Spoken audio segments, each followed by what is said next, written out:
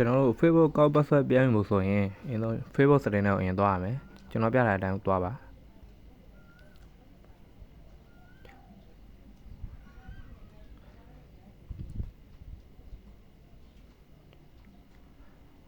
ကျွန်တော်ပြထားတဲ့အတိုင်းဆက်ပြီးတော့ဝင်ပါ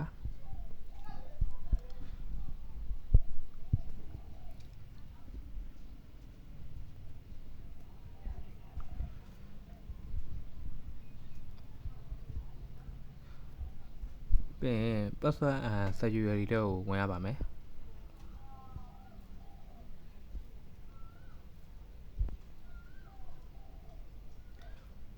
အဲ့နေရောက်ပြီဆိုတော့ကျွန်တော် change password ကိုဝင်ရပါမယ်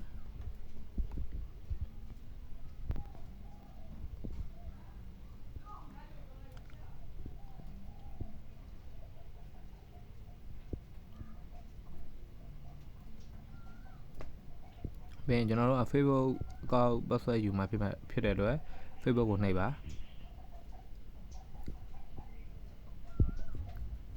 ဒီနေရာမှာကျွန်တော်တို့ကဒီ password change မှာ password တွေကိုမမှတ်မိဘူးဆိုရင်အောက်မှာ forget password ဆိုတာရှိပါတယ်အဲ့ဒီနေရာကိုနှိပ်ပါ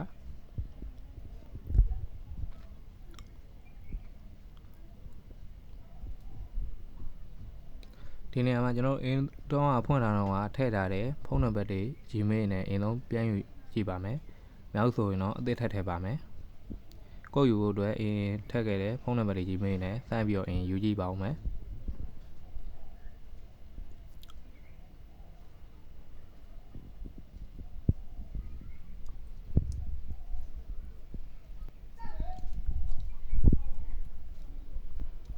အင်းဆုံးကျွန်တော်ဖုန်းနံပါတ်တစ်ခုနဲ့ယူကြည့်ပါမယ်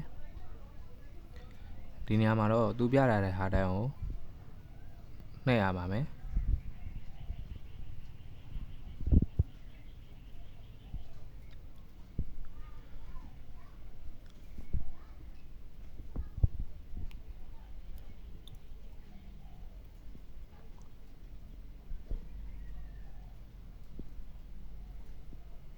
တခြားကြည့်ပြီးတော့နှိပ်ပါ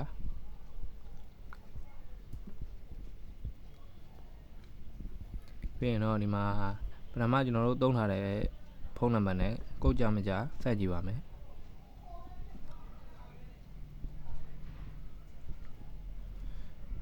ဒီဖုန်းနံပါတ်နဲ့ကတော့ကြမလားဘူးเนาะ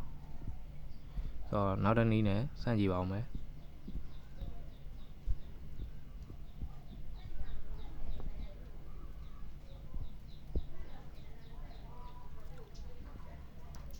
တော့ message တွေပါတွေသွားစေကြည့်တော့လဲကိုကကြမလာပါဘူးအဲ့တော့နောက်နည်းနဲ့ထပ်ဆန်းပါမယ်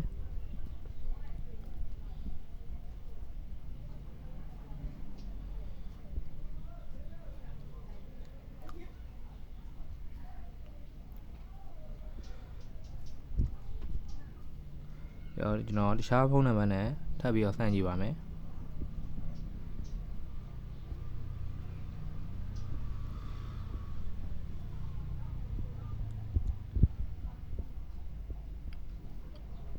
ဒီအားနဲ့လည်းမကြပါဘူး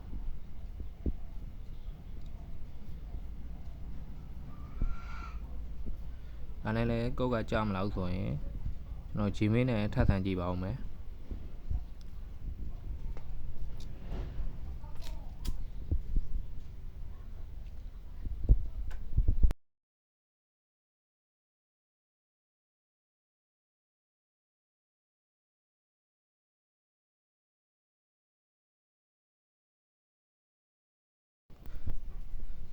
Gmail နဲ့ဆန်းကြည့်ပါမယ်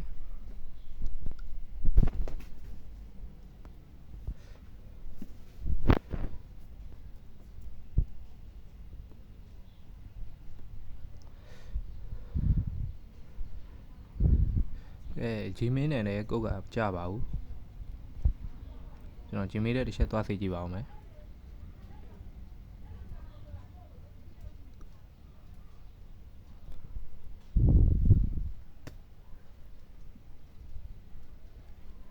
မကြလာပါဘူး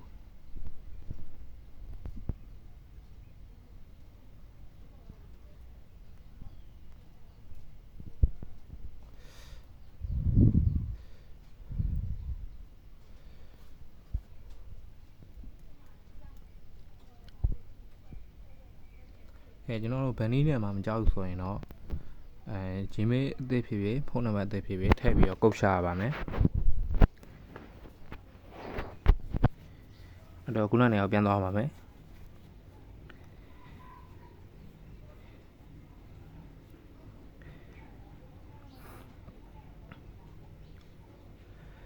ပြန်သွားပြီး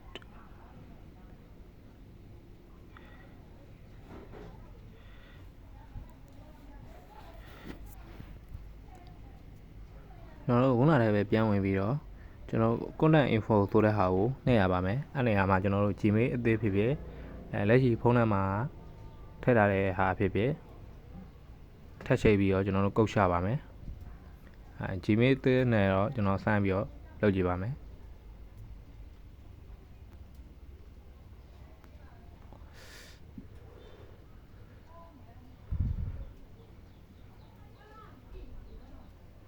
ကျွန်တော်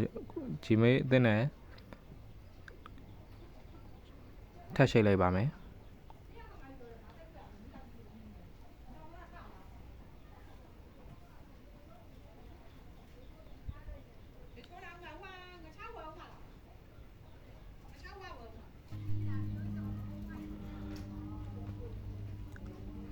ကျွန်တော် Gmail နဲ့ချိန်ပြီးဆိုတော့ကုတ်ကြမကြကြည့်ရပါမယ်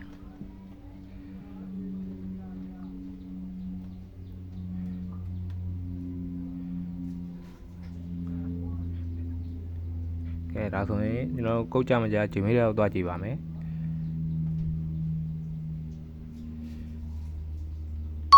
Gmail ထဲမှာကုတ်ကကြာနေပါပြီအဲဆိုတော့ကျွန်တော်အဲ့ဒီကုတ်ကိုထည့်ပြီးတော့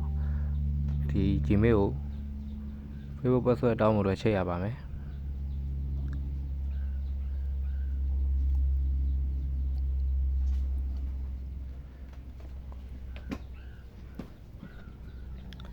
ပြီးရင်ကျွန်တော်တို့အစအစဝင်တဲ့အတိုင်းပဲပြန်ဝင်ပေးရပါမယ် password and security တွေကိုဝင်ရပါမယ်ပြီးရင် change password တွေကိုဝင်ပါ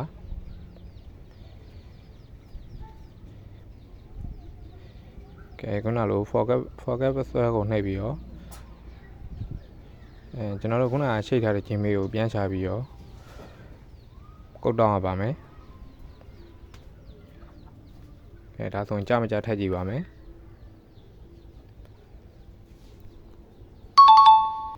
ကုတ်ကကြာလာပါပြီဒါဆိုရင်ကျွန်တော်တို့ password အသစ်လုပ်လို့ရပြီပေါ့နော်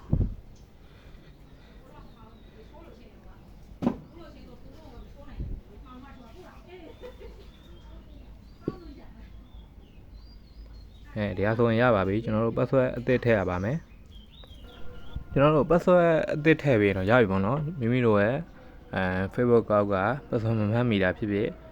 ဒါမှမဟုတ်ပြန်လက်ရှိဝင်ပြီးသားကိုပြန်ပြီး password အသစ်လုပ်ချင်တာဖြစ်ဖြစ်ဒီလိုနည်းနဲ့လုပ်လို့ရပါတယ်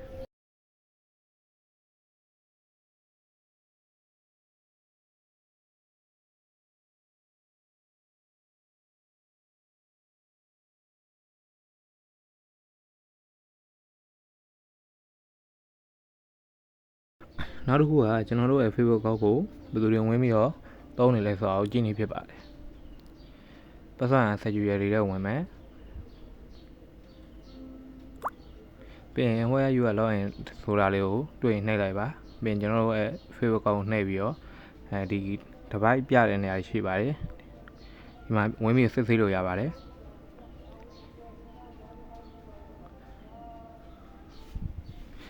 ဗီဒီယိုတွေမှာလည်းဒီလိုနည်းပညာဗီဒီယိုတွေထပ်ပြီးတော့တင်အောင်မှာဖြစ်တဲ့အတွက်ကျွန်တော်ရဲ့ channel ကို like and subscribe လေးလုပ်ခဲ့ကြပါအောင်။